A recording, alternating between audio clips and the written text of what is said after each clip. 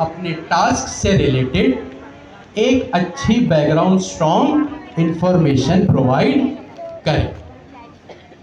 और अभी हमने एक छोटी सी एग्जांपल भी सरसरी तौर पर डिस्कस कर ली कि भाई अगर मुझे एआई एजेंट से रिज्यूमे की डिटेल्स अपनी निकलवानी है तो एजेंट बनाया, टूल बनाया। टूल में सिंपली अपना ये जो कोड हमारी स्क्रीन पे है उसको प्रोवाइड किया, अच्छे से इंस्ट्रक्शंस दिए और हमारा काम हो गया। इस पूरे सिनेरियो में आपको एजेंट आता है, टूल बनाना आता है, पीडीएफ कॉपी करके पेस्ट करना आती है। जो आपका ज्यादा टाइम इन्वेस्ट होगा वो किस में होगा? आपके प्रॉम्प्ट लिखने में इन्वेस्ट। एक और रीजन, दो रीजन मैंने बताया। Prompt engineering, of course as an AI agentic developer, अगर हमें ज़बरदस्त किस्म के एजेंट बनाने हैं तो हमें ये काम करना पड़ेगा। दूसरी चीज़, प्रॉम्प्ट इंजीनियरिंग के लिए डेवलपर होना ज़रूरी नहीं है। और वो क्यों? इसकी हमने एग्जांपल देखी कि अगर आपको नैनो बनाना से कोई इमेज अच्छी से जनरेट करवानी है, वो तो जाहिर सी बात है क्या एंगल हो, कितना कैमरे का लेंस हो, कहाँ से लाइटिंग आए, कहाँ से आपका शेडो जो है वो छुपे, ये एक फोटोग्राफर की डोमेन, फोटोग्राफर का डोमेन है। तो इस फोटोग्राफर को प्रोग्रामिंग तो सीखेगा नहीं ये चीज़ें लिखने से पहले, तो ये चीज़ें ज़रूरी है। तीसरा रीज़न जो अभी मैं आपको बताने वाला हूँ कि क्यों प्रॉम्प्ट इंजीनियरिंग पे फोकस करने की ज़रूरत है, क्योंकि आगे चल के जो आपका कंसंट्रेशन होगा वो होगा वाइब कोडिंग के ऊपर। किसके ऊपर? वाइब कोडिंग के ऊपर। और वाइब कोडिंग किस तरह होगी वो हम अभी आगे चल के जब बारी आएगी उसकी तो देख लेंगे। यहाँ कुछ कॉन्क्रीट एग्जांपल्स भी लिखी हुई है जो अभी हमने इतना डिस्कस किया कि भाई अगर कोई इनवॉइस है या कोई पॉलिसी है तो वो किस तरह जो है वो आप लोग लिख सकते हैं। यहाँ पे इसका प्रॉम्प्ट भी लिखा हुआ है और उसमें आप लोग क्या कॉन्टेक्स्ट देंगे वो चीज़ भी जो है वो प्रोवाइडेड है। तो होपफुली अब तक जो भी हमने डिस्कशन की वो आपको क्लियर होगी। सारे जो है वो अपनी सीट पे बैठ गए, फिर हम जो है वो क्विकली शुरू करते हैं, we don't have much time. फिर यहाँ कुछ प्रैक्टिकल चीज़ें हैं, हम सारी आहिस्ते आहिस्ते करेंगे, इन सबको जो है वो देखेंगे।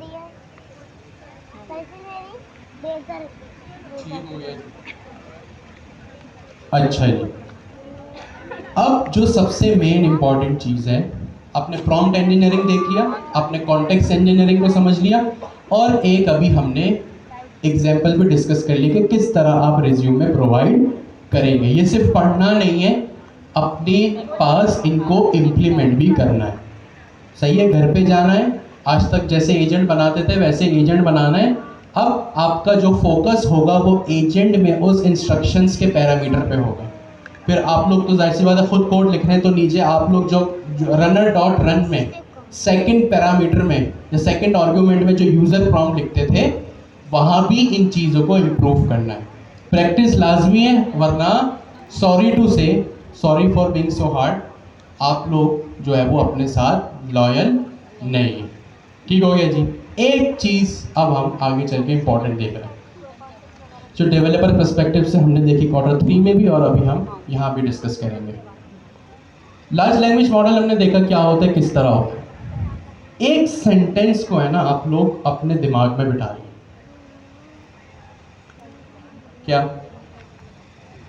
कि लार्ज लैंग्वेज मॉडल्स जो होते हैं ना, LLM don't understand human sense. ठीक है, they are the sophisticated auto complete systems. क्या लिखा है यहाँ पे? They are the sophisticated auto complete systems. ये जो यहाँ पे लिखा है ना सोफिस्टिकेटेड ऑटो कंप्लीट सिस्टम्स, इसको अपने जहन में बिठा लें। Auto sophisticated auto complete systems, repeat करें, सोफिस्टिकेटेड ऑटो कंप्लीट सिस्टम्स। इसको अपने जहन में बिठाएं। क्यों? क्योंकि ये तीन अल्फाज आपको हेल्प करेंगे टेम्परेचर समझने में, टॉप के समझने में और टॉप पी समझने में। आपने क्वार्टर 3 में इसको देखा और इसको यूज भी किया मॉडल सेटिंग्स के अंदर। हाँ, उस वक्त आप लोगों को थोड़ा कंफ्यूजन था कि भाई इससे क्या हो रहा है। अब हम इसको थोड़ा सा और इन डेप्थ देखते हैं। ये सब जहन में रख लें कि भाई सोफिस्टिकेटेड ऑटो कंप्लीट सिस्टम। सबसे पहली चीज हम देखते हैं कि भाई अब देखें ये किस तरह रेपोजिटरी डिफाइन हुई। जैसे ही आप लोगों को ये आपने पढ़ा ना सोफिस्टिकेटेड ऑटो कंप्लीट सिस्टम, तो नेक्स्ट चीज ही टेम्परेचर यहाँ पे लिखी हुई है। इट मीन्स कहीं ना कहीं कनेक्टिविटी तो शायद बन रही है। अभी देख लेते बन भी रही है या नहीं बन रही है। टेम्परेचर्स की जो वैल्यू होती है वो 0 से लेके 1 तक होती है, और 0 से 1 में भी ये लो 3 चीजों में डिवाइड होती है। किस में डिवाइड होती है? 3 चीजों में, एक लो, मीडियम और हाई। और आप यहाँ इनकी रेंज भी देख सकते हैं कि रेंज इनकी क्या है। लो 0 से लेके 0.3 तक, जो कि फोकस होता है। मतलब फोकस का मतलब अगर मैं आपसे कहूं कि भाई फोकस करो, तो इसका मतलब क्या है? एक ही डायरेक्शन में आपने काम करना है, यानी जो कह रहा हूं वही काम करना है, और जो है वो कोई दिमाग अपना जादुई नहीं लड़ा। आपसे कहूं फोकस के साथ पढ़ाई करें तो सिर्फ पढ़ाई करनी है, खेल कूद नहीं करना। ठीक है, मैं कह रहा हूं मीडियम अप्रोच रख लो, बैलेंस, थोड़ा पढ़ाई भी कर लो और थोड़ा सा खेल कूद भी लो, तो वो बैलेंस अप्रोच है। हाई का मतलब सिर्फ खेल रहे, पढ़ाई नहीं हो रही। सही है। अच्छा, अब हम डिस्कस करते हैं low. Low focus, consistent and deterministic response. Focus, और फोकस का मतलब हमने देख लिया। फोकस का मतलब क्या है? एक ही डायरेक्शन में, एक ही कॉन्टेक्स्ट में जो है वो आप फोकस करेंगे। कंसिस्टेंट का मतलब भी आपको पता है, जो है वो कभी भी लार्ज लैंग्वेज मॉडल अपने इंस्ट्रक्शन से आगे पीछे नहीं होगा। डिटरमिनिस्टिक का मतलब भी यहाँ पे वही। लो टेम्परेचर्स आप कब यूज करेंगे? ये इतनी सी सिंपल अंग्रेजी है, आपने ये पढ़ा भी है, इसकी हम सीधा एग्जांपल पे चलते हैं। अच्छा, इसको पहले और आसान लफ्जों में समझ लेते हैं। जैसे कुछ अगर हम रियल वर्ल्ड एनालॉजी में देखें तो लो टेम्परेचर्स क्या होते हैं? अगर मैं बात करूं इंसानों के पर्सपेक्टिव से, जो फोकस्ड होते हैं, यानी सपोज करें आपके साथ एक इंसिडेंट हुआ, कुछ भी किसी ने आपको कुछ टॉन्ट कर दिया, कुछ बुरा बुरा बोल दिया, आपकी तारीफ कर दी, सही है। अब अगर आप फोकस्ड है ना, तो इट मीन्स आप ज्यादा नहीं सोच रहे। जैसे कहते हैं ना कि भाई किसी ने बुरा बुरा या कुछ भी डांट दिया, तो ये ज्यादा मत सोचो, खैर डांट दिया, रात गई बात गई। इट मीन्स रात गई बात गई, it means you are focused. आप ज्यादा उसके बारे में नहीं सोच रहे। फोकस का मतलब क्या होता है? ज्यादा नहीं सोचना, सिंपल एक चीज पे जो है वो डिपेंडेंट होना। इसकी दूसरी एग्जांपल लेते हैं। अगर मैं आपसे कहूं कि कायदे आजम के ऊपर एक ऐसे लिखे, क्या लिखे? कायदे आजम के ऊपर एक ऐसे लिखे, पैराग्राफ लिखे। लेकिन मैं आपसे कहूं आपने कोई रिसर्च नहीं करनी, कोई न्यूज़पेपर नहीं देखना, कोई मैगजीन नहीं देखनी, कोई गूगल नहीं करना, जो दिमाग में है उसी पे फोकस होके लिखो। यानी मैंने क्या किया, यहां पे आपकी क्रिएटिविटी को बाउंड कर दिया। क्या कर दिया? आपकी क्रिएटिविटी को बाउंड कर दिया। अब ये जो क्रिएटिविटी को बाउंड किया ना, ये है आपके लो टेम्परेचर्स। ये क्या है? आपके लो टेम्परेचर्स। तो लो टेम्परेचर्स में आप लोग क्या करते हैं? लार्ज लैंग्वेज मॉडल्स की क्रिएटिविटी को बाउंड करते हैं, कॉम्प्रोमाइज करते हैं। अब मैंने आपको कहा कायदे आजम पे ऐसे लिखो, अभी की अभी जो दिमाग में वही लिखना। अब मैंने यहां पे क्या किया? आपकी क्रिएटिविटी को थोड़ा सा बाउंड कर दिया। ठीक है। अब मुझे पता है आप लोगों की तरफ से जब ऐसे का सबमिशन होगा ना, सबने 4 बातें लिखी होंगी। डेट ऑफ बर्थ, उन्होंने पूरी लाइफ में क्या किया, और उनकी थोड़ा सा पॉलिटिकल करियर, और बस खत्म। 3 चीजों से अलावा आप लोग जो है वो यहाँ पे कुछ भी नहीं लिखेंगे। क्यों? क्योंकि मैंने क्या किया, आपके टेम्परेचर्स को लो कर दिया, यानी आपकी क्रिएटिविटी को बाउंड कर दिया, कॉम्प्रोमाइज अब आपकी क्रिएटिविटी होगी। अब रियल वर्ल्ड में एआई एजेंट में इसका क्या काम? भाई अब आपका एआई आपने देखा एलएलएम तो किसी भी तरह रिस्पॉन्ड कर सकता है, उसका कोई भरोसा थोड़ी है, तो एज अ डेवलपर हमें उसको कंट्रोल करना पड़ेगा। अब किन किन डोमेन्स में आपके टेम्परेचर्स लो होंगे तो फायदेमंद होंगे? सॉरी, जैसे डॉक्टर, अगर आप मेडिकल के लिए एक एआई एजेंट बना रहे हैं, अब डॉक्टर क्या करेगा? डॉक्टर को क्रिएटिव होने की कोई नीड नहीं है। भाई बुखार है तो सीधा सीधा बताओ, सही है? अगर ब्लड प्रेशर है, खुदा ना खास्ता डायबिटीज है, तो सीधा सीधा बताओ। क्रिएटिव होने की कोई नीड नहीं है, सही है? इसमें क्या क्रिएटिव होंगे कि अगर किसी को खुदा ना खास्ता डायबिटीज है तो, सही है? इसमें क्या है, आपको टेम्परेचर लो रखने की नीड। जी आप सर, आपको कुछ कहना है? बाय डिफॉल्ट टेम्परेचर मॉडल के हिसाब से होता है, ये अलग अलग होते हैं, सही है? जैसे क्लाउड्स के डिफरेंट होंगे, जीपीटीज के डिफरेंट होंगे, क्रॉक्स के डिफरेंट होंगे। तो ये लार्ज लैंग्वेज मॉडल, सॉरी, ये टेम्परेचर जो है वो आप सेट करते हो, सही है? जैसे अब आपने देखा होगा जब GPT-5 आया, सही है? अब GPT-5 में ये ऑलरेडी एबिलिटी है कि वो खुद से एक मॉडल को चूज करे, यानी वो खुद से चीजों को सेट कर सकता है। क्लाउड ऑलरेडी GPT-5 से पहले ये चीज कर रहा था, क्लाउड 4 अगर आपने उसको यूज किया हो तो ये सवाल का जवाब है। लो टेम्परेचर्स जैसे लॉ, वकील, अगर कॉन्स्टिट्यूशन में, कॉन्स्टिट्यूशन से देख के, कॉन्स्टिट्यूशन से रिलेटेड अगर किसी सवाल का जवाब निकालना है तो इसमें वकील को कोई क्रिएटिव होने की नीड नहीं है।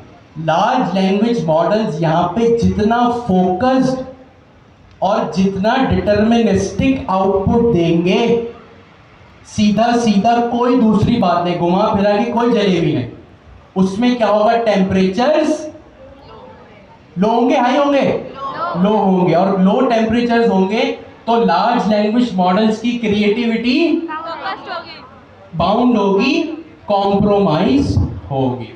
लो टेम्परेचर्स क्या होते हैं, जल्दी से अपने बराबर वाले से डिस्कस करें। वो आपके लार्ज लैंग्वेज मॉडल की क्रिएटिविटी को बाउंड करते हैं, कॉम्प्रोमाइज करते हैं। क्यों? जहां आपको क्रिएटिविटी की कोई नीड नहीं है।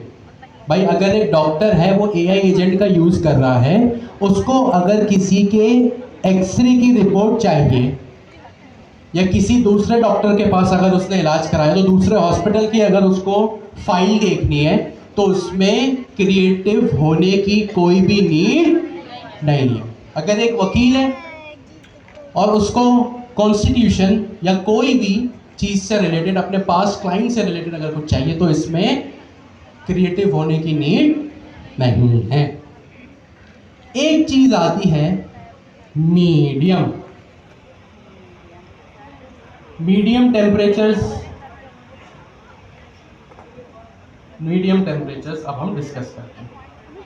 Balance, creative and consistency. Balance, creative and consistency. अभी जो मैंने कायदे आजम की एग्जांपल दी कि कायदे आजम पे आप जो है वो एक ऐसे लिखें, तो अब आप क्या करेंगे? अब अगर पहले मैंने आपको क्या कहा था, सारी बातें पर सारा फोकस यहां पे, कायदे आजम पे एक ऐसे लिखो, बस उसी इंफॉर्मेशन पे लिखना जो आपके दिमाग में स्टोर है। ये आप लोगों के टेम्परेचर्स मैंने हाई सेट किए या लो सेट किए, तो इसमें क्रिएटिव आप लोग ज्यादा होंगे या कम? अब मैं आपको कहता हूं कायदे आजम पे एक ऐसे लिखो। अब आपके पास फ्रीडम है कि आप गूगल से सर्च करके भी कुछ आर्टिकल्स ला सकते हो, सही है?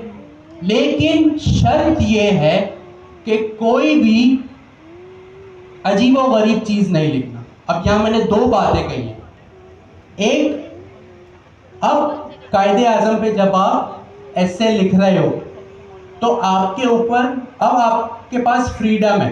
एक कायदे आजम पे ऐसे लिखना, दूसरा क्या फ्रीडम है कि आप एक्सटर्नल सोर्सेज से भी जाके, चाहे वो गूगल हो या जीपीटी कुछ भी हो, वहां से भी चीजें सर्च करके ला सकते हो। लेकिन ये पहली चीज कि अब आपके पास फ्रीडम है दूसरी जगह से सर्च करके लाने का। दूसरी चीज क्या है, शर्त यह है कि कोई भी आप ऐसी इंफॉर्मेशन नहीं लिखोगे जो कायदे आजम से रिलेटेड ना हो। दो बातें आपने यहां नोट करनी है बैलेंस में, एक क्रिएटिव, दूसरा कंसिस्टेंसी और रेलेवेंट होना चाहिए, इररेलेवेंट ना हो।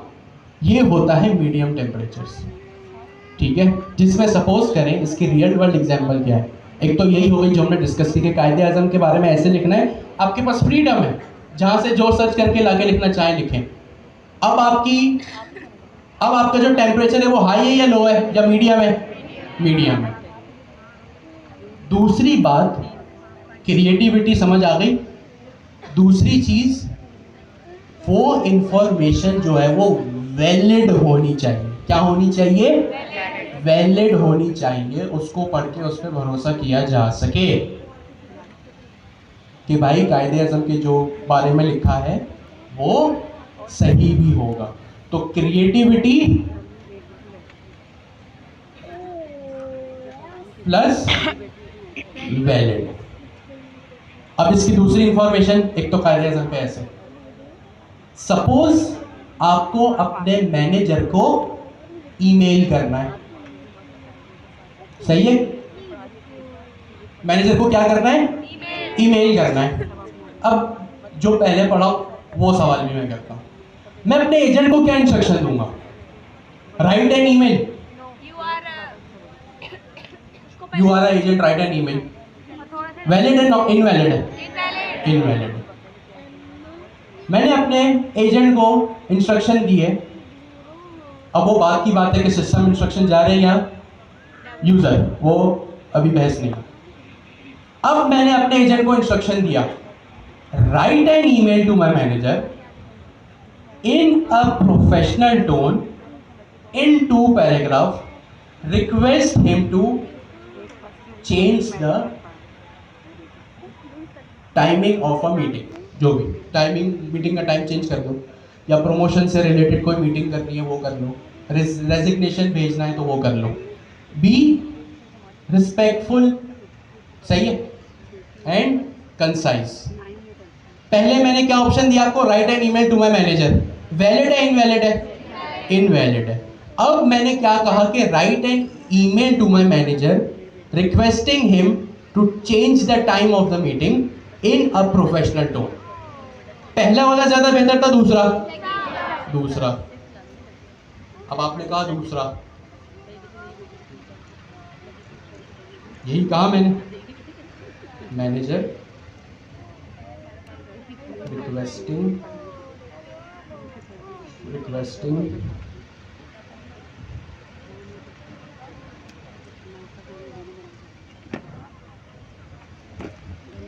him to change the timing of the meeting. The tone should be professional। ठीक है, ये पहले हमने एग्जाम्पल डिस्कस की थी, ये अभी वाली है। ठीक हो गया जी। आपको क्या लगता है कौन सा प्रॉम्प्ट ज्यादा बेहतर है, सेकंड बेहतर है? ऐसी क्या खास वजह है इसमें, सोच के बताएं, कोई जल्दबाजी नहीं।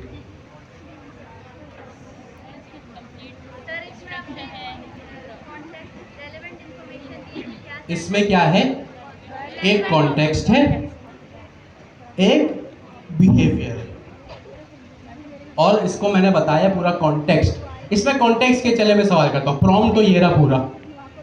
प्रॉम्प्ट क्या है, राइट एन ईमेल, मतलब प्रॉम्प्ट तो खैर पूरा ही है। प्रॉम्प्ट का क्या मतलब है कि एआई को बताओ क्या करना है, तो एआई यहां पे क्या करेगा, क्या करेगा, ईमेल लिखेगा, पहला काम। कॉन्टेक्स्ट यहाँ पे क्या है? Change the time of the meeting और टोन शुड बी प्रोफेशनल। सही है, दो कॉन्टेक्स्ट है और एक यहाँ पे काम मैंने करवाया है। सही है। हाँ, मैनेजर ईमेल किसको लिखनी है? मैनेजर को लिखनी है, ये भी एक कॉन्टेक्स्ट हो सकता है। Very nice. अब 2 पैराग्राफ पे लिखना है, ये एक और कॉन्टेक्स्ट हो जाएगा। बुलेट पॉइंट्स में लिखना है, एक और context. Minute of the meeting की ईमेल करनी है, बुलेट पॉइंट्स में भेजना है, ये कॉन्टेक्स्ट है। ठीक है। अब ये क्या है? एक मेरा क्रिएटिव ईमेल है। क्या है? Creative email. क्रिएटिव कैसे कह दिया मैंने इसको?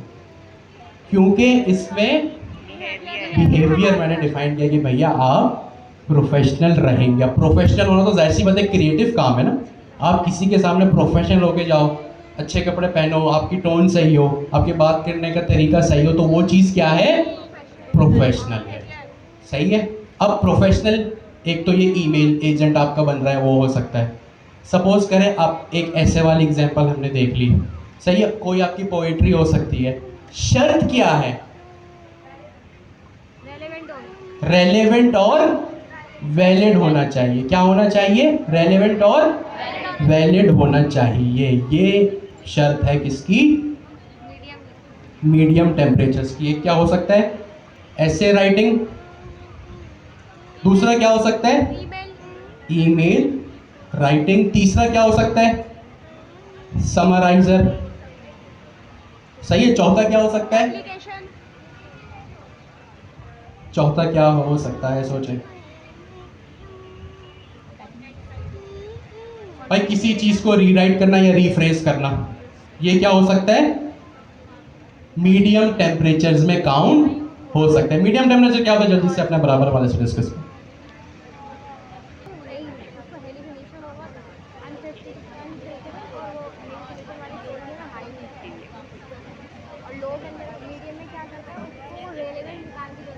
हाई टेम्परेचर्स अब हम करेंगे डिस्कस।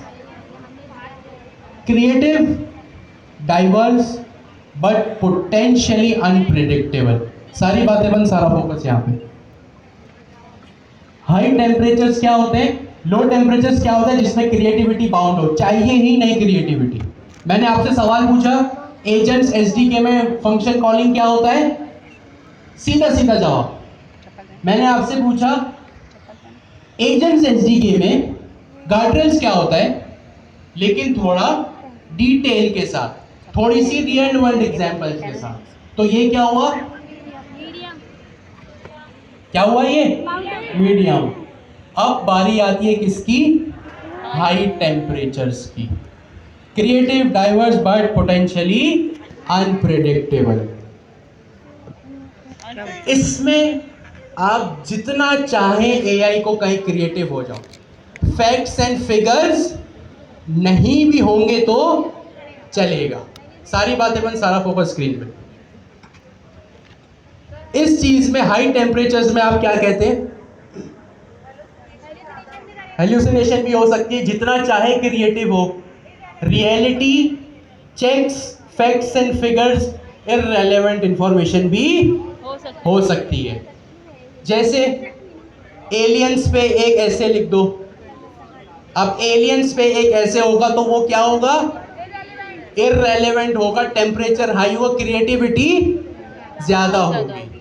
इसकी प्राइम और कॉन्क्रीट एग्जाम्पल है हमारी इंडियन मीडिया, जिन्होंने कराची पोर्ट जला दिया, लाहौर पोर्ट फतह कर लिया, पेशावर में नाश्ता कर लिया। क्रिएटिविटी आसमान पे, फैक्ट्स एंड फिगर्स जीरो। तो इंडियन मीडिया क्या है? उनका टेम्परेचर हाई है। तो ये है आपकी हाई टेम्परेचर्स की एग्जाम्पल। ये ब्रेनस्टॉर्मिंग में काम आ सकता है। और जैसे फिक्शनल स्टोरीज, साइंस फिक्शन हो गया, जो भी फिक्शन हो गया, ये चीज़ें उसमें काम आ सकती है। ये चीज़ें लो टेम्परेचर, मीडियम टेम्परेचर और हाई टेम्परेचर अपने बराबर वाले से डिस्कस करें। टेम्परेचर लो का मतलब क्या होता है? फोकस। क्या होता है? फोकस। मीडियम का मतलब क्या होता है? Focus plus creative. कायदे आजम पे ऐसे लिखो, फोकस होके कि उन्होंने अपनी पूरी लाइफ में बर्थ से लेके, पॉलिटिक्स से लेके, एजुकेशन से लेके, कॉन्फ्रेंसेस से लेके अपनी डेथ तक क्या किया। सही है, बट अच्छे अल्फाजों में। सही है। Relevancy plus valid. क्रिएटिव में आप चाहते हैं कि आपका AI agent out of the box जाके परफॉर्म करे। सही है। तीसरी चीज क्या थी हमारे पास? High temperatures. हाई टेम्परेचर्स की एग्जाम्पल, सॉरी, हाई टेम्परेचर्स मतलब creativity, creativity plus relevancy could compromise. जैसे आपको अगर एक पोयम लिखनी है, सही है, मैंने क्या लिखा है? Relevancy could compromise, not should compromise. Could का मतलब क्या होता है? हो सकती है, अगर आप चाहें तो। अगर आपको कोई पोयम लिखनी है, किसी के भी ब्रेनस्टॉर्मिंग सेशन करना है, तो वहां पे आप ये चीज लिख दो, कुड कॉम्प्रोमाइज। इसकी एग्जांपल जैसे पोएट्री। दूसरी चीज ब्रेन स्टॉर्मिंग, स्टॉर्मिंग। तीसरी चीज इंडियन मीडिया, जो डिस्कस किया वो लिखे भी तो सही ना, ताकि याद रहे। ठीक है।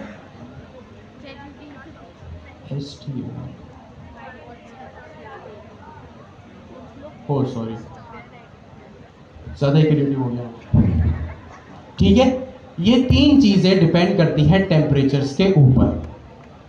सबको क्लियर है यहाँ पे? यस और नो? Yes sir. ठीक है, नाइस।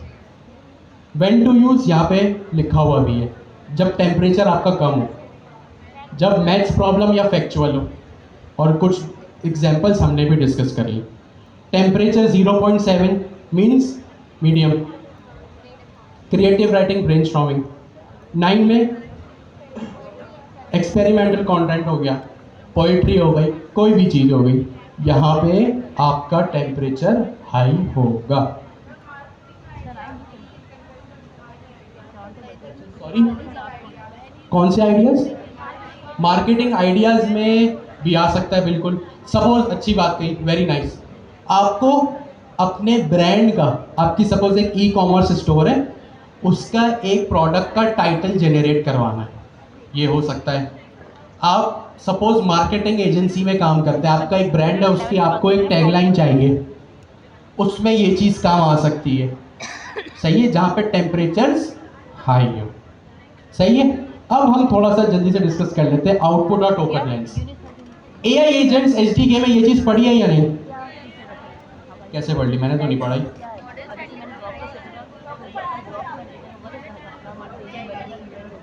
पढ़ी है?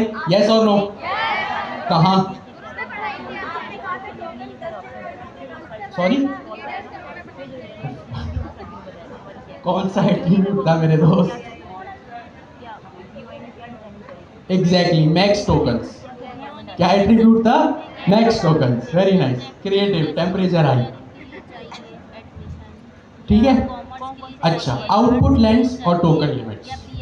अच्छा, क्यों ज़रूरत है इसकी? कि हम अपने एजेंट के रिस्पॉन्स को लिमिट कर दें। क्या कर दें? एजेंट के रिस्पॉन्स को लिमिट कर दें। अभी जो एग्जांपल दी मैंने, जैसे इनकी हेल्प से मार्केटिंग, ई कॉमर्स के प्रोडक्ट नेम, सपोज करें मुझे मार्केटिंग चाहिए, मार्केटिंग की टैगलाइंस चाहिए, क्रिएटिव भी है, टेम्परेचर आपने देख लिया, चाहे वो creativity it's on its peak. मैं चाहता हूं कि यहाँ पे सिर्फ 2 पैराग्राफ आए। कितने आए? 2 पैराग्राफ। आपको ईमेल करनी है अपने मैनेजर को, आपकी मर्जी, आप 2 पैराग्राफ का करें, 20 पैराग्राफ का करें, 200 पैराग्राफ का करें। आप एआई को कहेंगे LLM लिख देगा। लेकिन यहाँ पे आप क्या कर रहे हैं, अपने लार्ज लैंग्वेज मॉडल को क्या कर रहे हैं, लिमिट कर रहे हैं। क्या कर रहे हैं, उसके आउटपुट को लिमिट कर रहे हैं कि भाई 2 पैराग्राफ चाहिए या 5 बुलेट पॉइंट्स चाहिए, या मुझे अगर टैगलाइंस चाहिए तो सिर्फ 3 चाहिए। यहां पे आप क्या कर रहे हैं, आउटपुट को लिमिट कर रहे हैं। ठीक है, यहां पे आउटपुट आपका लिमिट हो रहा है। अब यहां पे पढ़ेंगे कंट्रोल्स मैक्सिमम रिस्पॉन्स लेंथ। हमने देख लिया 2 पैराग्राफ चाहिए, 5 बुलेट पॉइंट्स चाहिए, ये हमने देख लिया। या 1 वर्ड आंसर चाहिए यस और नो में, ये हमने देख लिया।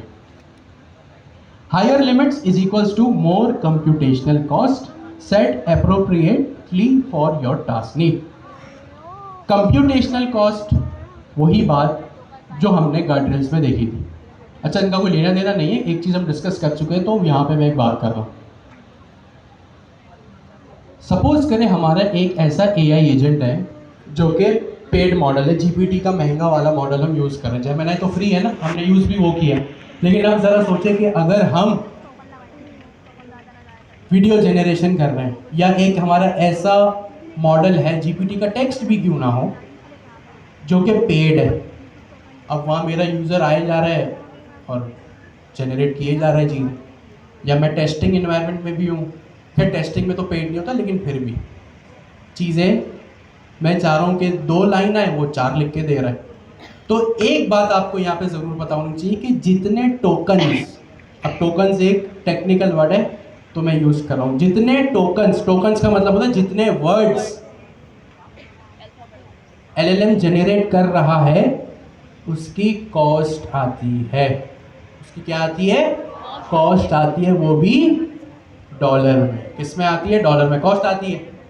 तो यहाँ पे हम चाहते हैं, अब चाहे हमारी कॉस्ट है या हमारे क्लाइंट की है, हमें तो लिमिट करना है ना। अगर क्लाइंट कह रहा है तो कि भाई खर्चा बहुत आ रहा है, तो आप देखिए कि कहाँ कहाँ आपका लार्ज लैंग्वेज मॉडल ज़रूरत से ज़्यादा जो है वो चीज़ों को जनरेट किए जा रहा है। तो यहाँ पे ये चीज़ बहुत काम आती है। तो सिंपल इज दैट, अगर एक लाइन में मैं समरी करूँ, जैसे ये भी जो भी मैंने कहा, एक लाइन में समरी, आउटपुट को मैंने लिमिट कर दिया, वरना मैं 100 लाइन की समरी भी कर सकता हूँ। समरी ये है एक लाइन में कि आउटपुट टोकन्स या आउटपुट लेंथ का मतलब होता है अपने लार्ज लैंग्वेज मॉडल के रिस्पॉन्स को कंसाइज करना। कंसाइज मतलब छोटा करना, सही है, जितना चाहिए उतना ही प्रोड्यूस करना। तो आउटपुट टोकन्स क्या होता है, जल्दी से अपने बराबर वाले से डिस्कस करें।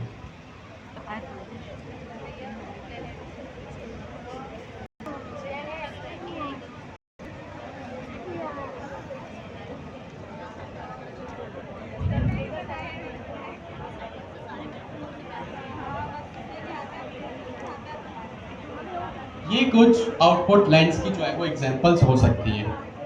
2 पैराग्राफ समरी, इसमें मैं इस 3 लफ्ज में आप बता सकते हैं कहाँ पे लिमिट हो रहा है, 2 पे। कहाँ पे लिमिट हो रहा है, 2 पे।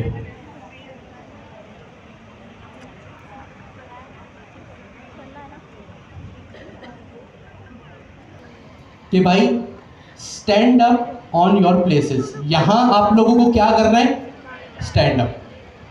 Please sit on your seats, क्या करना है, read from the above paragraph, क्या करना है, रीड करना है। इसका मतलब अभी जो आगे चल के हम पढ़ेंगे कि आपके जो प्रॉम्प्ट्स होते हैं ना, वो एक्शन वर्ब्स, क्या कहा मैंने, एक्शन वर्ब्स से स्टार्ट हो तो बहुत बेहतर है। आई रिपीट, आपके प्रॉम्प्ट्स अगर एक्शन वर्ब से स्टार्ट हो तो वो बहुत बेहतर है। ये हम आगे चल के देखेंगे, अभी बाद में से बात निकली तो मैंने कह दिया। इस प्रॉम्प्ट में आपको लग रहा है कोई एक्शन वर्ब है, या मैं LLM को बता रहा हूँ कि आपने क्या करना है। सोच लें, जल्दबाजी किस चीज की, हम रात के 10 बजे तक बैठे हुए हैं, बताएं यहाँ पे। 2 पैराग्राफ समरी, अब अब कोई कह रहा है समरी हो सकता है, कोई कह रहा है समरी नहीं हो सकता। अच्छा, लेट मी रीफ्रेस। एक जो मैंने बात कही, शायद आप वहां तक हो गए, कि आपका जो प्रॉम्प्ट है वो एक्शन वर्ब से स्टार्ट होना चाहिए। अब आप लोग शायद ये समझ होंगे कि स्टार्ट नहीं हो रहा है तो हो नहीं रहा है। तो ये जो आप लोगों में कंफ्यूजन है ना, ये मैंने जानबूझ के इसीलिए ऐसे लिखा कि थोड़ा सा कंफ्यूजन क्रिएट हो। ये ज्यादा बेहतर है या फिर summarise the above content into 2 paragraph? अब कौन सा बेहतर है? सेकेंड वाला। क्लियर है? यहाँ पे इसमें क्या एक्शन वर्ब है? समराइज। मैं लार्ज लैंग्वेज मॉडल से क्या करवा रहा हूं, यानी यहाँ पे प्रॉम्प्ट इंजीनियरिंग कहाँ हो रही है? कहाँ पे हो रही है? इसमें ज्यादा आप लोगों का स्ट्रॉन्ग जवाब नहीं आया। समराइज में हो रही है, क्योंकि मैं लार्ज लैंग्वेज मॉडल को बता रहा हूं समराइज। मैं अगर आप लोगों से कहूं अटेम्प्ट द क्विज या attempt the quiz from the link that I have provided, तो यहां पे एक्शन वर्ब क्या है? अटेम्प्ट है। सही है। Generate minutes of the meeting in 10 bullet points. दूसरा फेज, इसमें आउटपुट स्ट्रक्चर क्या है या आउटपुट लिमिट क्या है? 10 बुलेट पॉइंट्स। सही है। मोस्ट प्रोबेबली आप एक चीज समझ लेंगे, आगे जाके आपको ऐसी काफी चीजें लगेंगी जो मिलती जुलती हैं। सही है, ठीक हो गया जी। अब हम चलते हैं टॉप। पहले ये अपने बराबर वाले से डिस्कस करें, फिर हम आगे चलते हैं।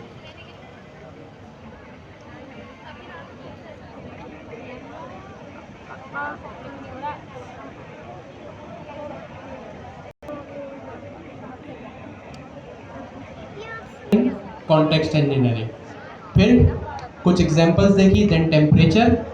टेम्परेचर में हमने 3 किस्में देखी, लो टेम्परेचर, मीडियम टेम्परेचर और हाई टेम्परेचर। सही है। अब एक थोड़ा सा टेक्निकल लेकिन इंटरेस्टिंग पार्ट, टॉप के और टॉप पी। सारी बातें बंद, सारा फोकस जो है वो यहाँ पे। ठीक हो गया जी। टॉप के सबसे पहले हम डिस्कस करते हैं। टॉप के लिमिट चॉइसेस टू टॉप के मोस्ट लाइकली टोकन्स। सिंपल है, समझ आ गया? आगे बढ़े? नहीं आया हुआ है, ये तो हम पढ़ चुके हैं यार। टॉप के, अच्छा जी, तो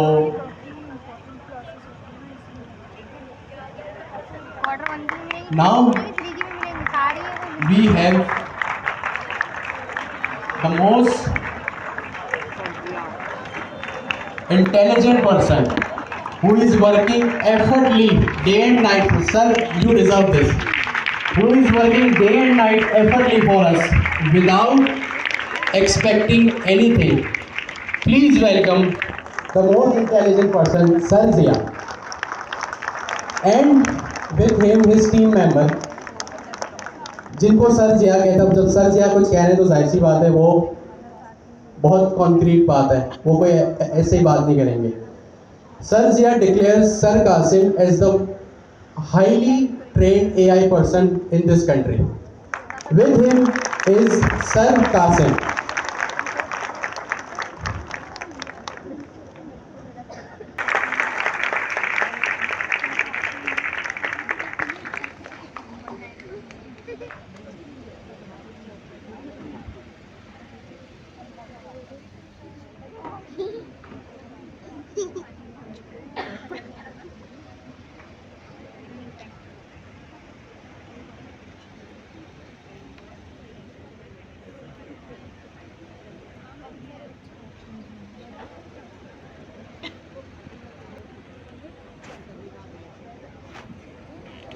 इस किस्म की हमें डिस्कशन करनी है, मगर जब मज़ा जब आएगा जब टू वे हो।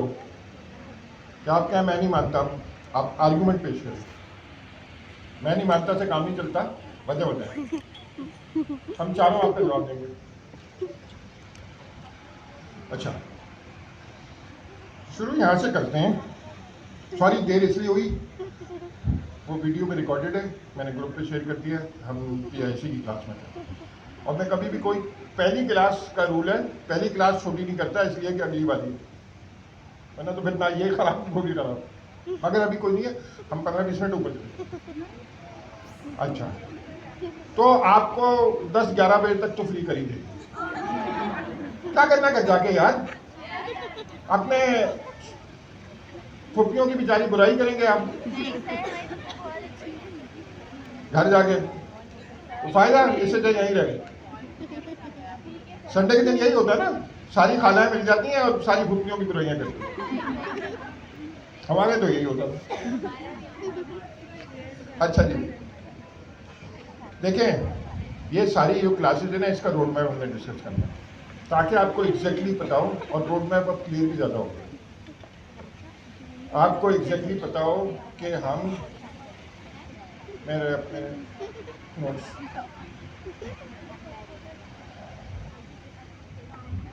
हैंग भी है क्या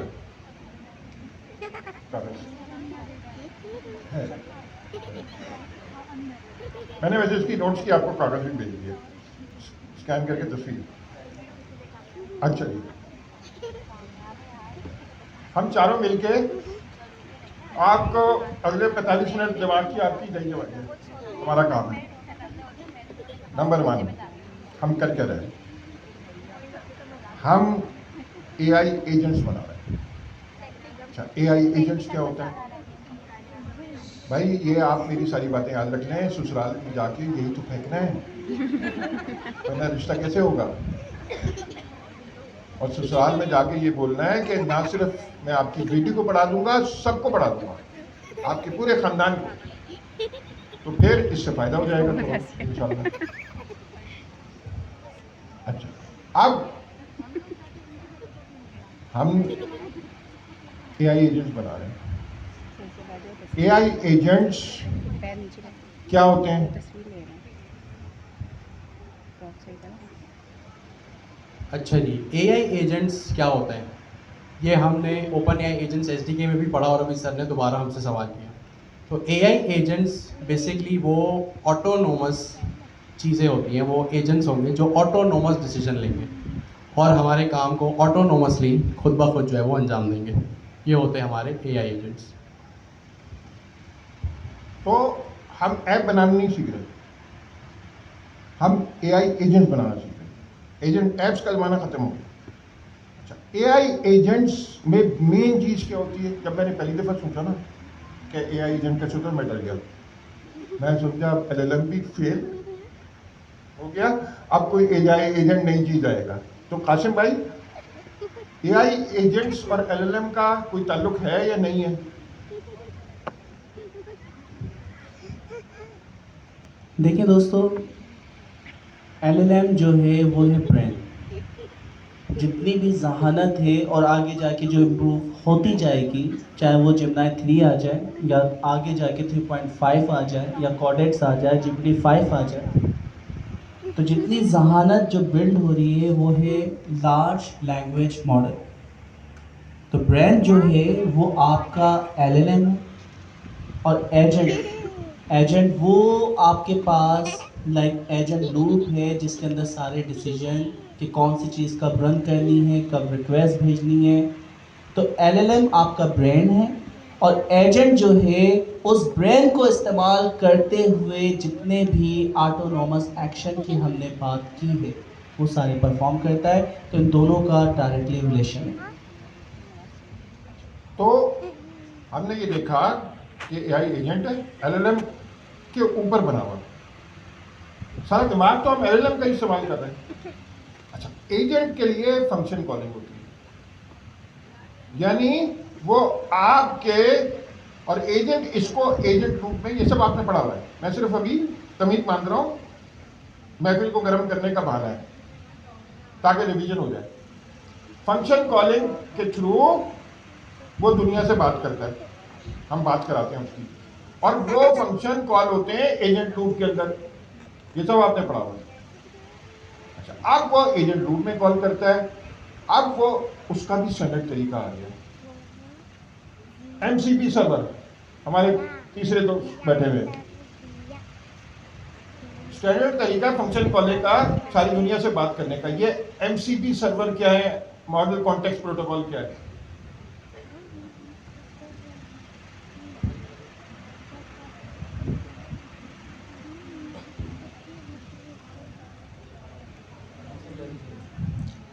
अच्छा जी, अब एक नया टूल आ गया है हमारे पास, MCP सर्वर।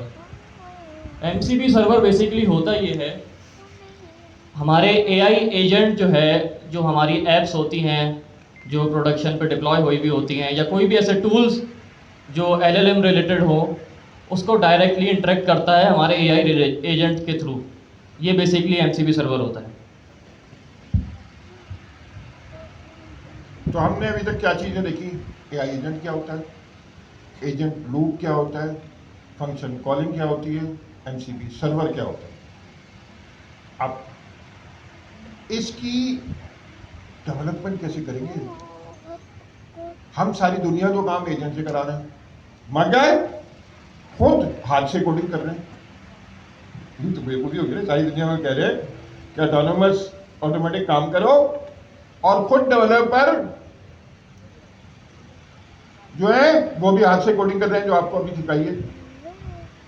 तो ये तो कोई ज्यादा अकलमंदी की बात नहीं हुई। सारी दुनिया में कह रहे हैं कि जैसे रहा तक आप जैसे हमारे जैसे दो दोस्त हैं, हमारे उलमा हैं, खुद तो इस्लाम पे अमल नहीं करते, दूसरों को कह रहे हैं कि इस्लाम पे अमल करो। खुद तो बाजारों में घूम रहे हैं और कह रहे हैं सादगी अपनाओ। तो ये तो कोई बात नहीं हुई भाई, गलत बात है। तो मैं डेवलपमेंट हम एजेंट से ही कराएंगे, एजेंट से ही कराएंगे। अभी आपको फौरी तौर पे प्रॉम्प्ट इंजीनियरिंग सिखाई जा रही है, उसके फौरन बाद ये एजेंट से एजेंट की डेवलपमेंट का पूरा साइकिल सिखाएंगे, जिसके 7 पिलर्स हैं। अच्छा, ये जाने से पहले क्लास आपको ये 7 पिलर्स ज़बानी याद करने हैं, हमारे टीचरों को भी। और मैंने ये नोट्स लेके आपको, नोट्स के भी, ओरिजिनल नोट्स के भी आपको मैंने कॉपी भेज दी है, ताकि आपको याद रहे कि आपने 7 पिलर कब सीखे थे। अच्छा, पहला पिलर क्या है? प्रोग्रामिंग नहीं करनी। अब नई लैंग्वेज आ गई है प्रोग्रामर की, वो है मार्कडाउन। कासिम भाई, ये मार्कडाउन क्या भला है और इससे प्रोग्रामिंग कैसे होगी?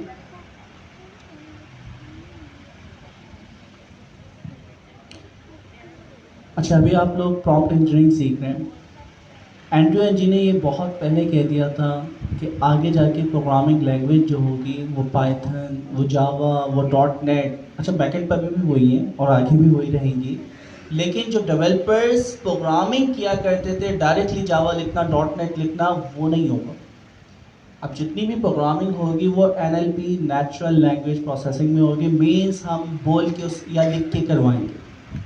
अभी लिख के करवाने वाला काम, लिखना वो नहीं कि डायरेक्टली प्रिंट हेलो वर्ल्ड। मैं कहूँगा कि भाई एक प्रिंट का मैसेज करवा दो, या मैं उसे कहूँगा कि create login function with 2 parameters, user name और पासवर्ड, तो वो क्रिएट कर देगा।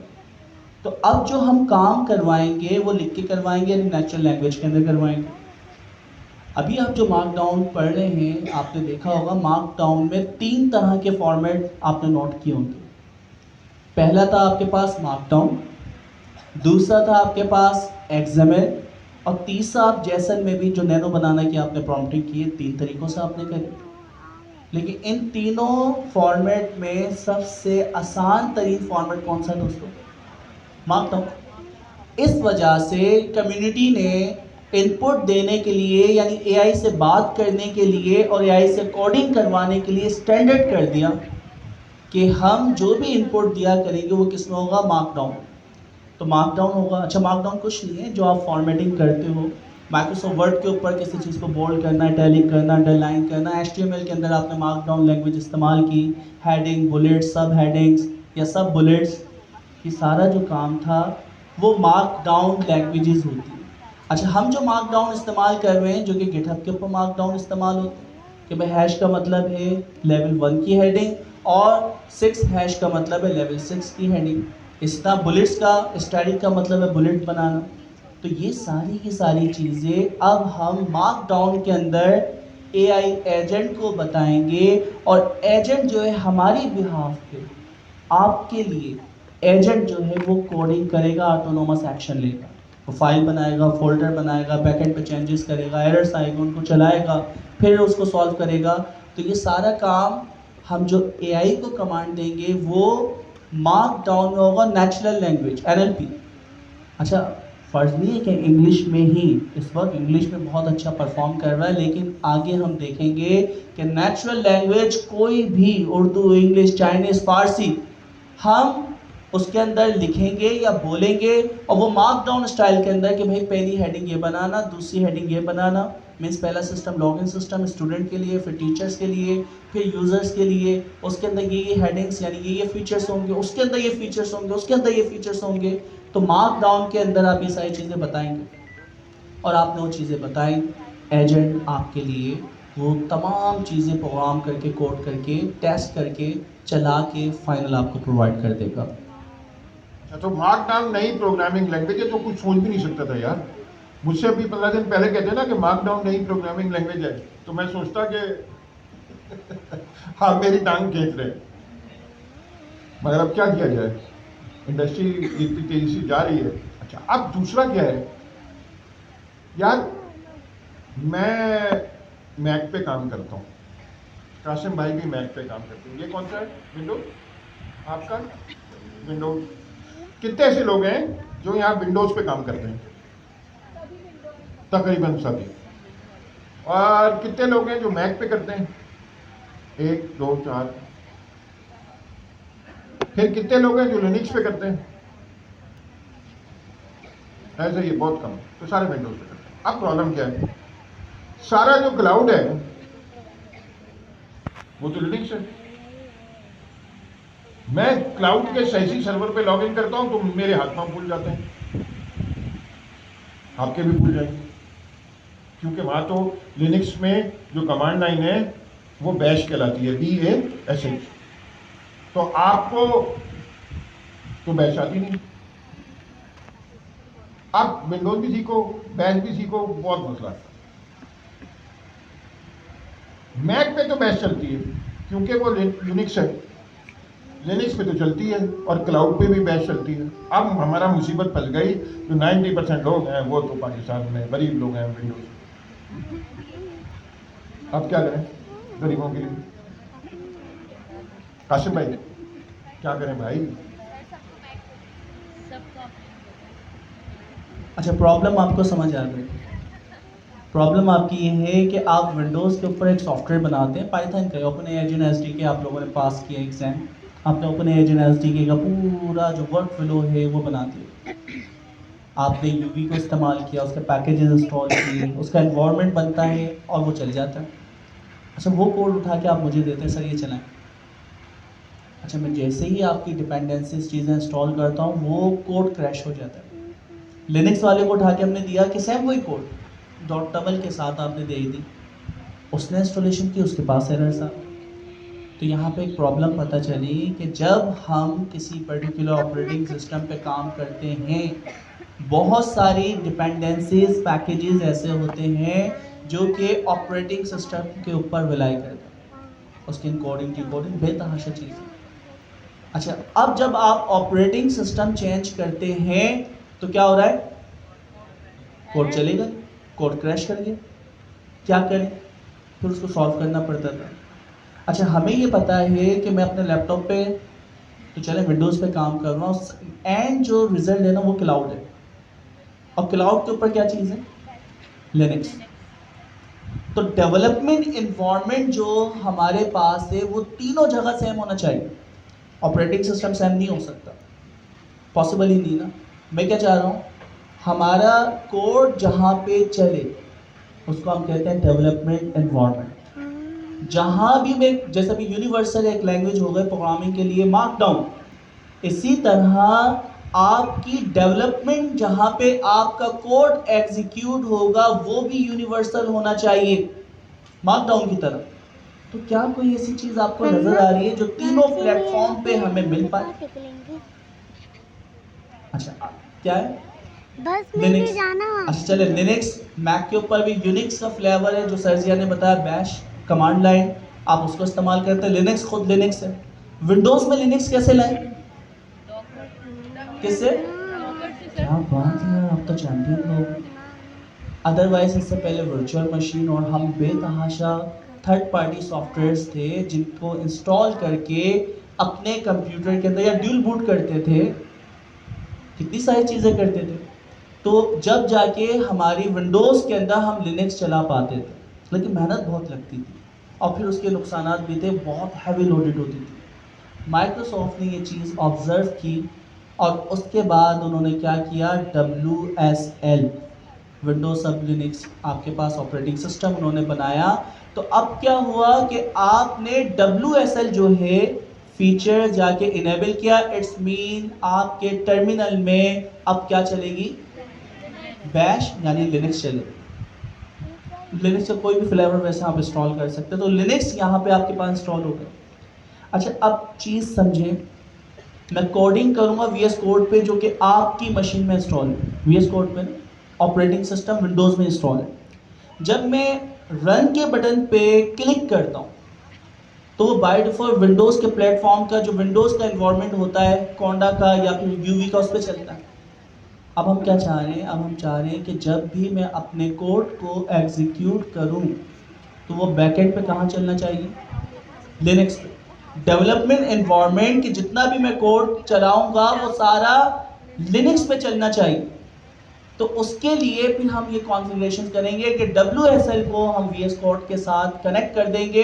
अब जितनी भी आप डेवलपमेंट किया करेंगे वो क्या होगी, लिनक्स पे होगी। अब आप किसी भी प्लेटफॉर्म पे चले जाए, अपने लैपटॉप पे काम कर रहे हैं लिनक्स, मैक वाले को दे दें बैकएंड पे वो भी लिनक्स इस्तेमाल कर रहा है, आप इसको डिप्लॉय करके किसी भी क्लाउड के ऊपर ले जाए वहां पे भी क्या होगा, लिनक्स। तो यूनिवर्सल हमें क्या मिल गया, डेवलपमेंट एनवायरनमेंट।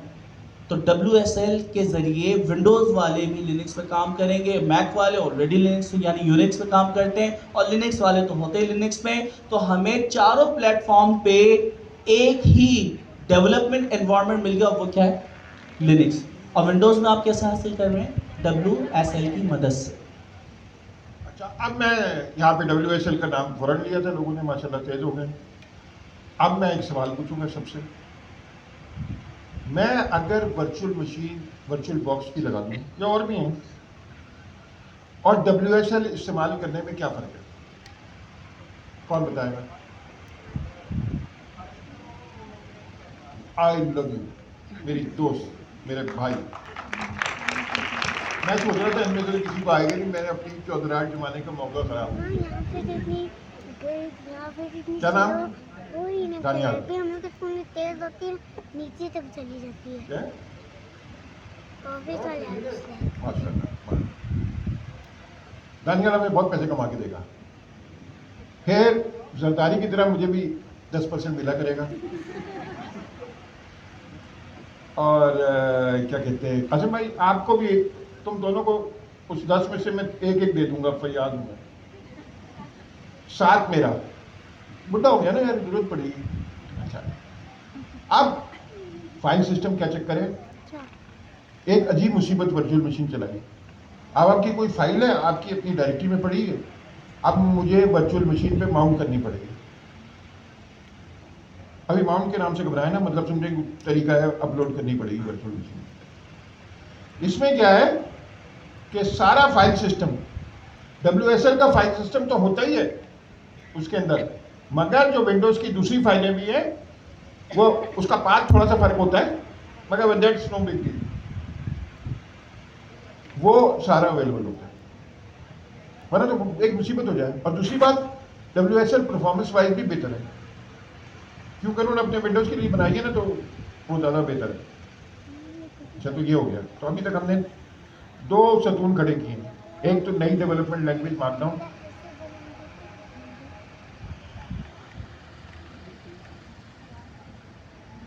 WSL इंस्टॉल करेंगे वो कर देंगे।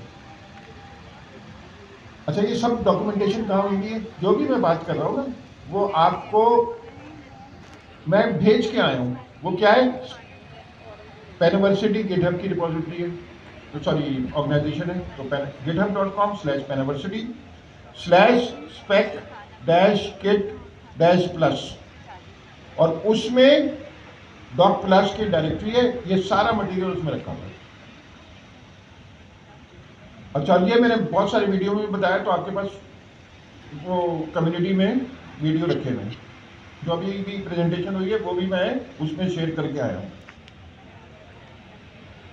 आपके पास अपने नोट्स होने चाहिए सारे, घर जाके, अभी नहीं लें नोट्स, घर जाके 2-3 वीडियो देखें और अपनी दिमाग बनाएं, दिमाग पे छाए, उसको दिमाग पे चलाना पड़ेगा।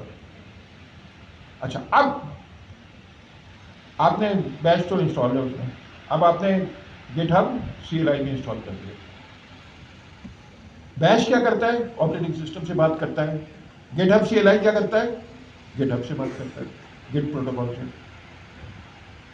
अच्छा, फिर क्या करना है? फिर आपने AI CLI इंस्टॉल करना है उसमें। काशिम भाई, ये क्या भला है AI CLI?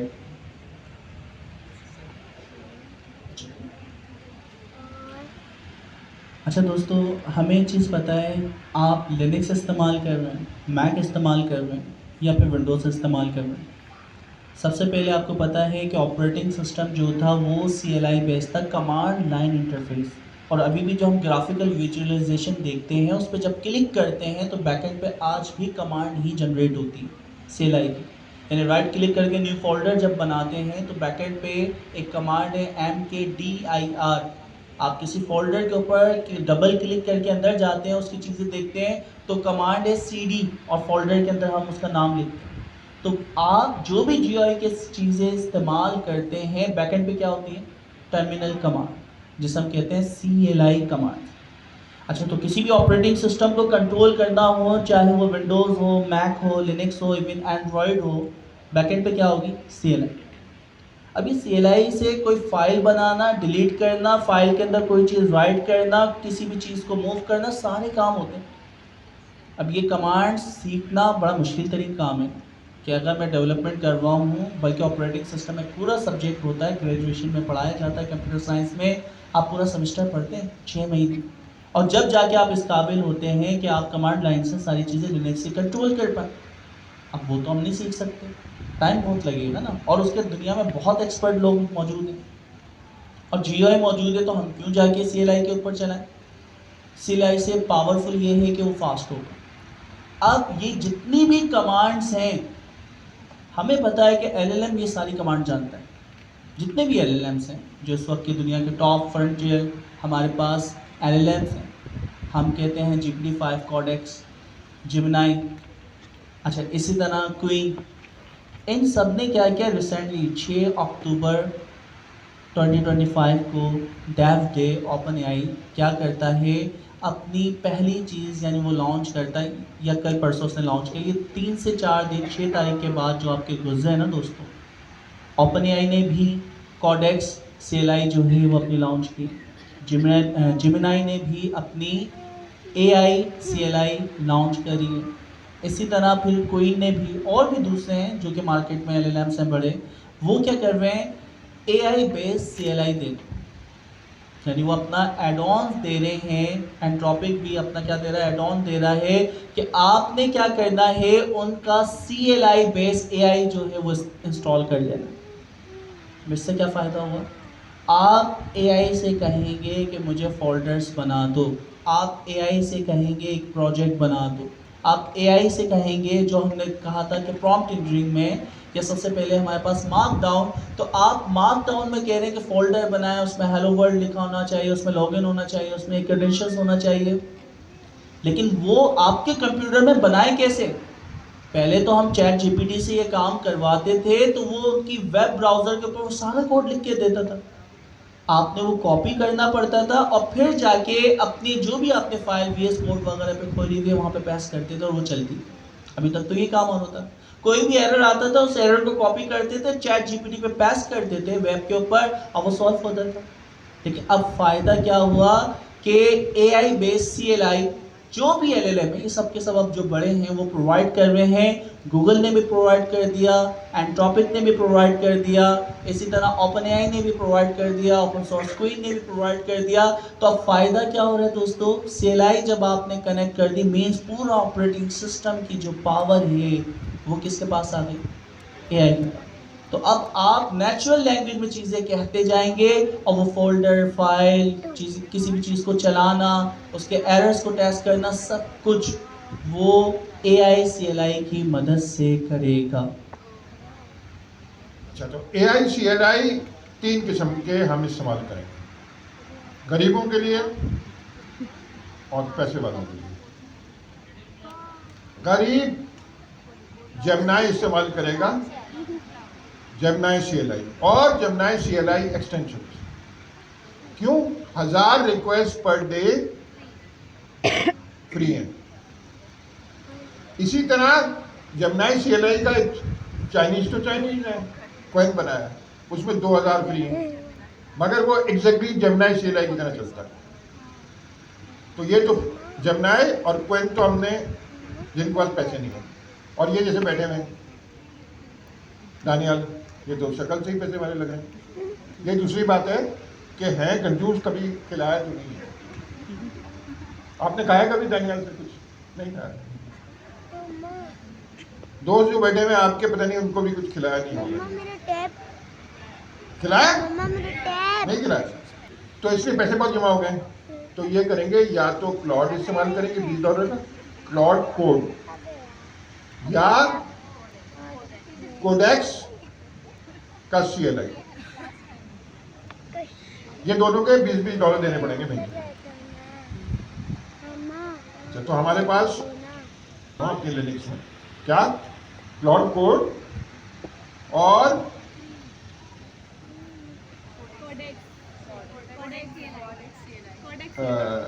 क्वेन कोड, सॉरी दो तो जो फ्री वाले हैं, जेमिनी CLI और क्लॉड, सॉरी, और क्वेन कोड, ये तो दो इंस्टॉल करेंगे।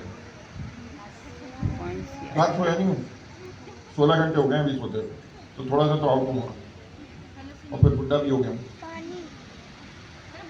दानियाल के साथ किया। मजाक का पहला रूल है, ये 2 वे होता है, तो याद रखें। बंदा बताओ क्या पाकिस्तान में क्या है, टीचर सारे ना बड़े मजाक करते हैं क्लास में, जब तक उनसे मजाक ना किया जाए, और जैसे उनसे मजाक किया तो मुंह बना लेते हैं। अब ये क्या बात हुई यार भाई, या तो आप सीरियस वाला रिश्ता रखना चाह रहे हो तो फिर ना करो ना मजाक। तो ये 2 वे अलाउड है आपको भी। आप मुझे कुछ भी कह सकते हैं कि आप गंजे क्यों हैं। अब मैं उसका जवाब दूंगा तो वो आपको बुरा लगेगा, शादी में लड़कों के साथ रहूं। मैं उसका जवाब ये दूंगा कि मैं तो एक इज्जतदार आदमी था, मुझे भी जूते पड़े तो मेरे बाल उड़ गए। आप इतने ढीठे कि आपको भी जूते पड़े, बाल फिर भी हैं आपके। तो सारी बात क्या किया यार, आप लोगों के साथ ही बैठा हूं। तो बाज, यहाँ पे मैं एक बात मेंशन कर दूं, बाज लड़कियां कभी इतराज करती हैं कि सर आप हमसे फ्री नहीं होते, आप लड़कों से ज़्यादा फ्री होते हैं। मतलब मेरे दोस्त ही हो, आप जैसे दोस्त हैं।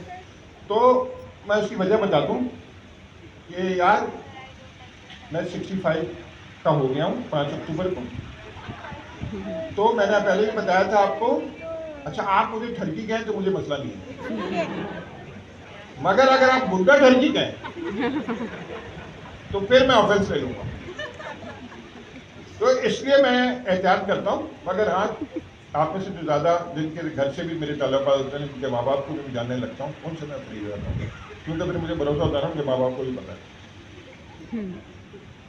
कि ये लड़कियों से जब फ्री होना चाहिए जब माँ बाप के सामने हो या उनके भाइयों के सामने हो।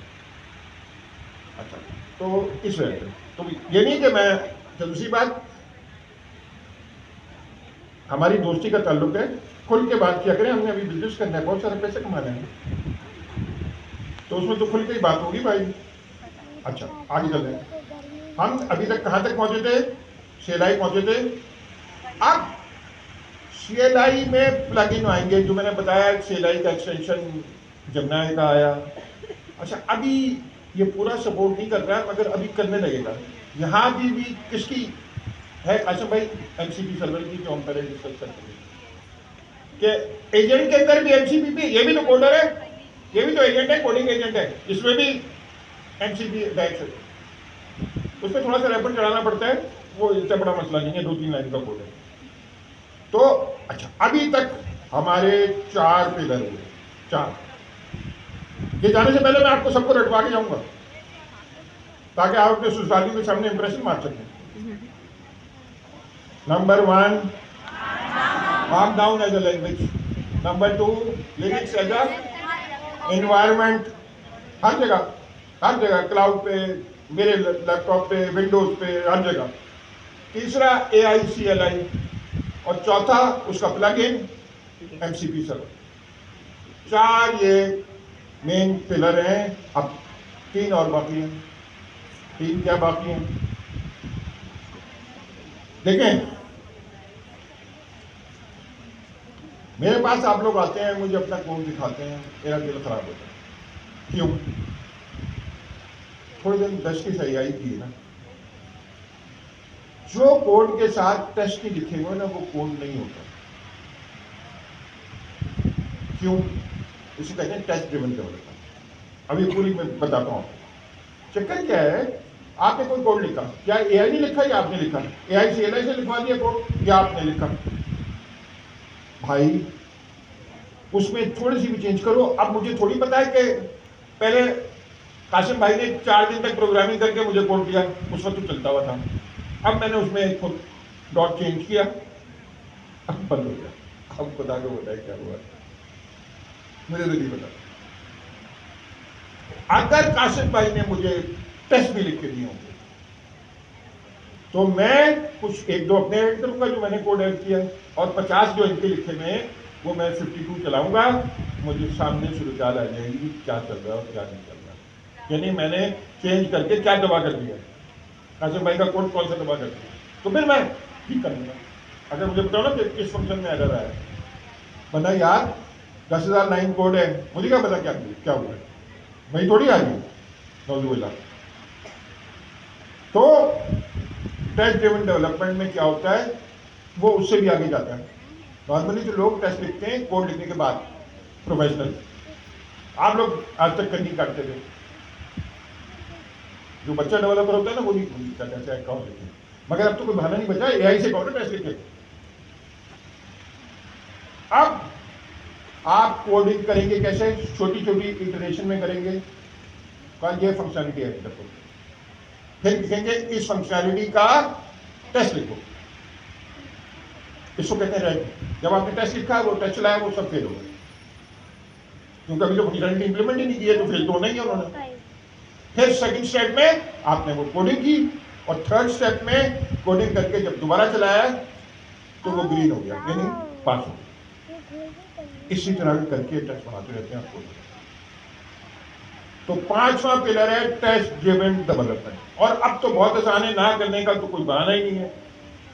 AI जनरेट कर रहा है, AICLI है, वो जनरेट कर रहा है। उसको कहा आपने टेस्ट लिखो तो वो लिख देगा, उसे क्या 500 लिख दो तो 500 लिख देगा।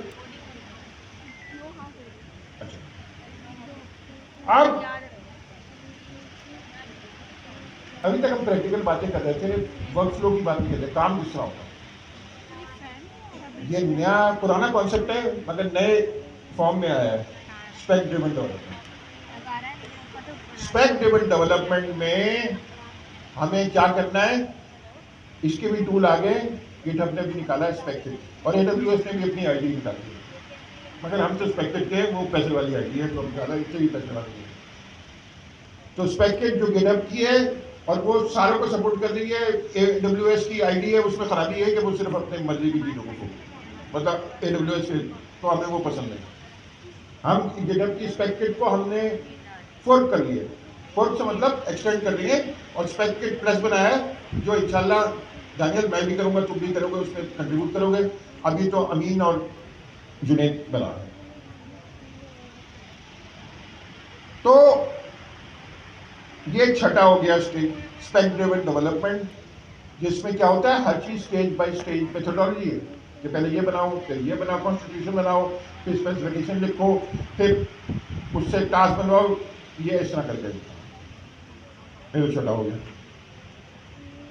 अब कासिम भाई, डिप्लॉयमेंट हमने करनी है क्लाउड में। अच्छा, हम कुछ सर्विसेज खरीदेंगे जो बताएंगे कासिम भाई।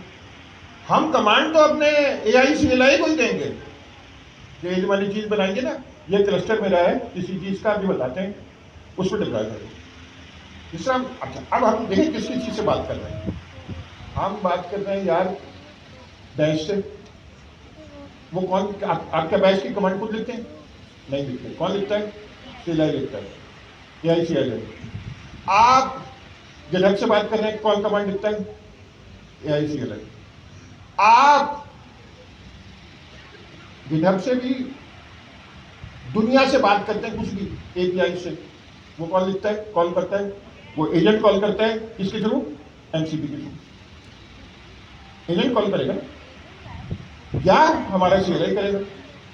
जो हमने एजेंट बनाया वो भी हो सकता है MCP को कॉल करे, और हमारा जो CLI भी एजेंट के वाले भी जो एजेंट भी है ना, वो किसी MCP सर्वर को कॉल करेंगे। अब क्लाउड में डिप्लॉयमेंट भी एजेंट ही करेगा, मगर करेगा कहां?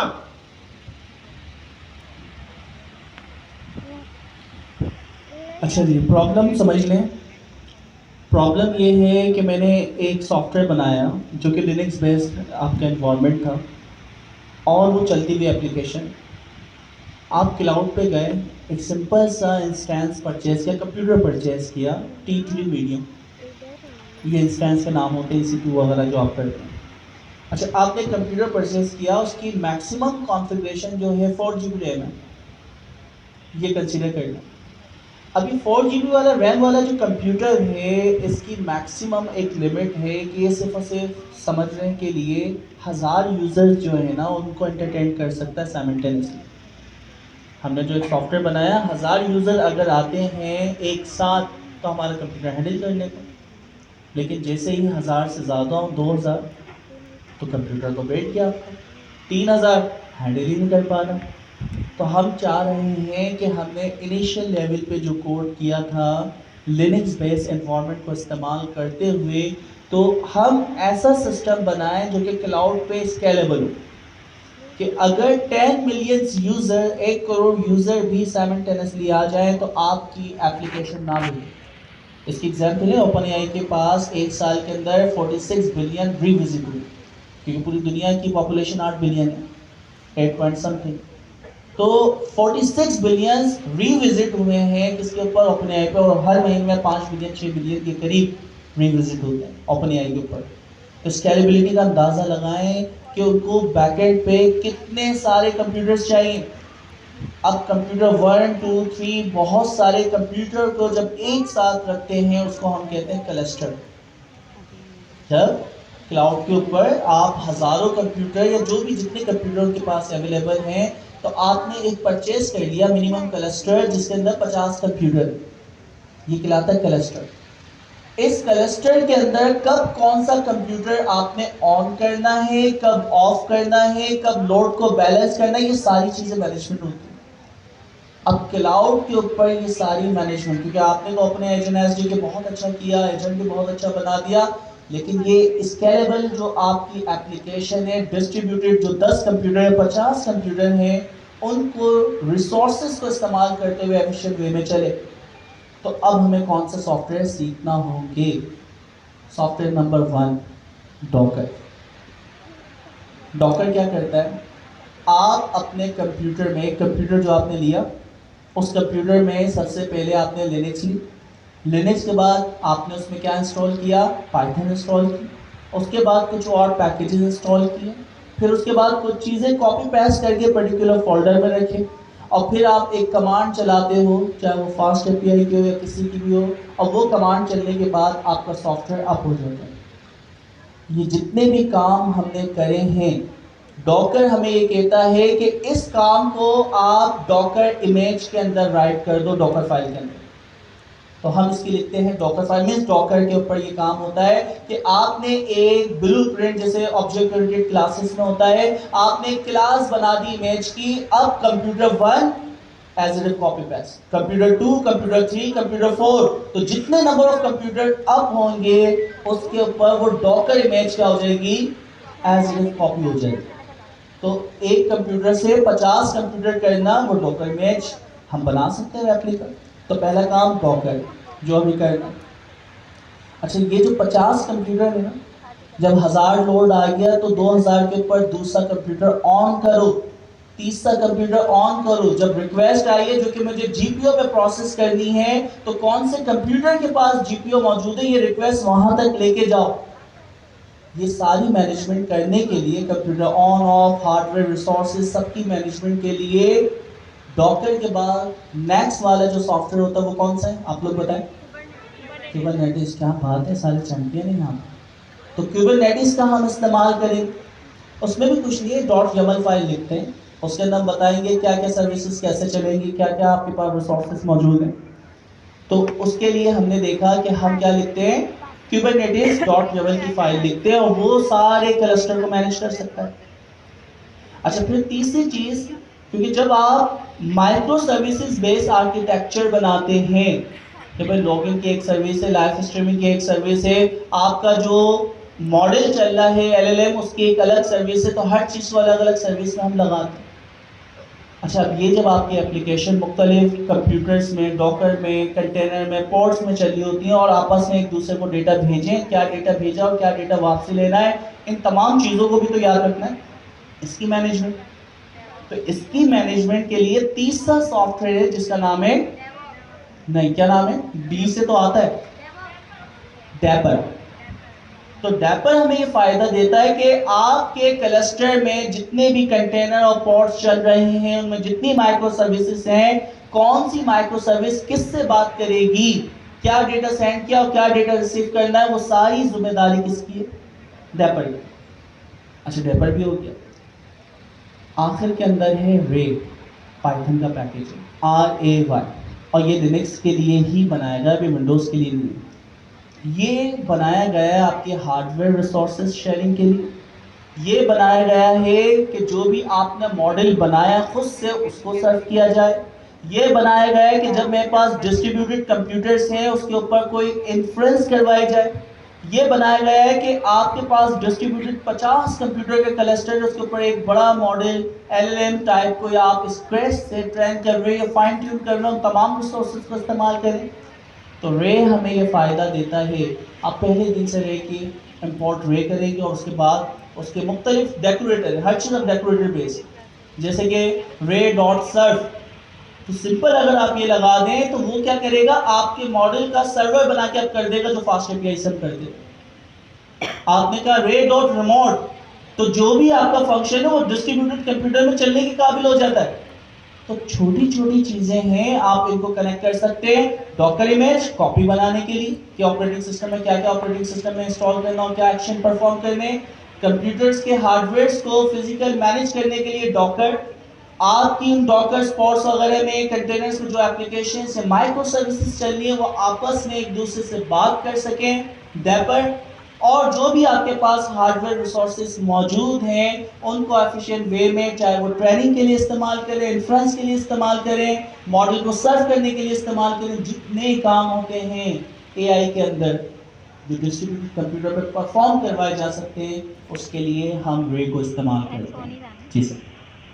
अच्छा, खत्म करते हुए मैं नक्शा खींचता हूँ, लेकिन इमेजिनेशन होनी चाहिए ना, फिर आदमी कुछ काम करेगा ना। मैं बूरबन PC में बैठा हूँ, उसकी बात ज़्यादा पैसे नहीं है, 40,000 रुपये दे, कितने डॉलर बने,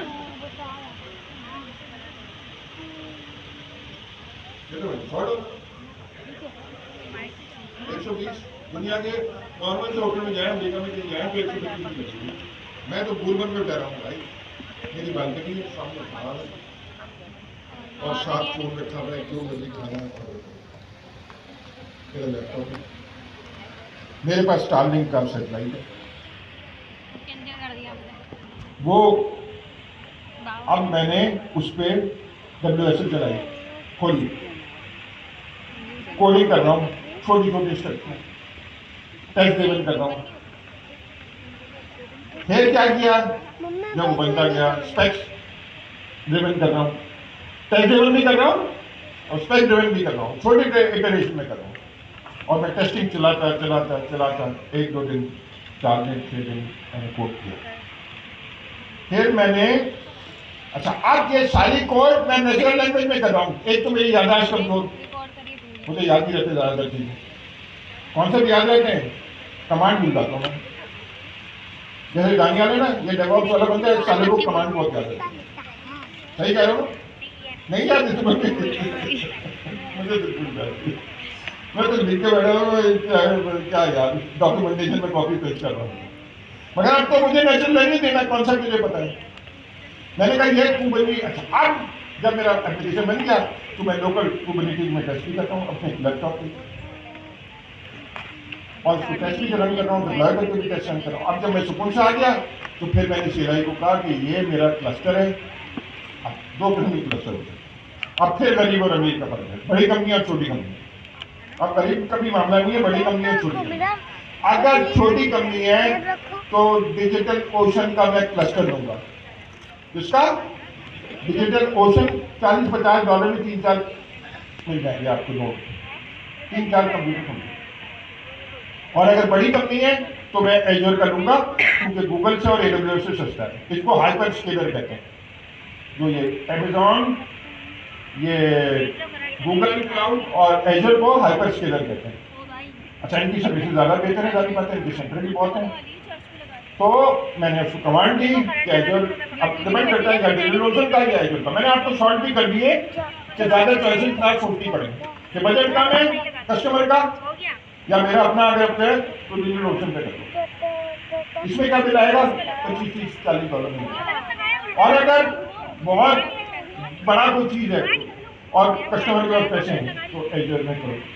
दोनों में कम्युनिटी चल रहा है, दोनों मैनेज सर्विस है, आपको मैनेज ही करना है। मैंने एक command the, my W AICLI please deploy on Kubernetes and deploy these functions on Wake and also install a sidecar। अच्छा, ये जो पेपर है ये साइडकार है, यानी कंटेनर चल रहा है उसके साथ साइडकार चल रहा है जो उसको मैनेज कर रहा है। और फिर कुबरनेटिस, सब कुछ कुबरनेटिस है, कुबरनेटिस लिनक्स है, समझ आप, डॉकर भी लिनक्स का पार्टीशन है।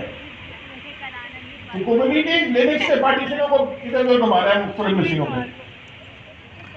और डेपर साइडकार है क्योंकि वो भी एक कंटेनर होता है, वो साथ जुड़ा हुआ है।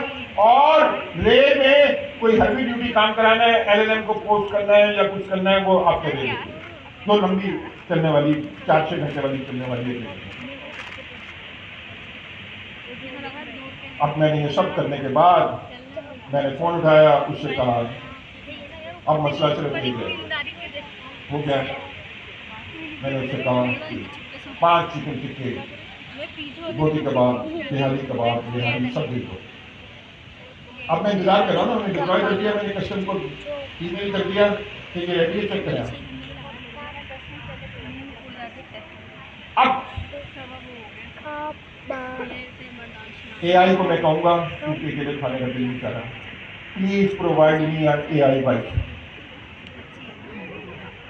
ये मैंने CLI को आखिरी कमांड दी, उसके बाद आप लोग बैठे हैं, आप लोग थैंक यू सो मच, खुदा हाफिज़।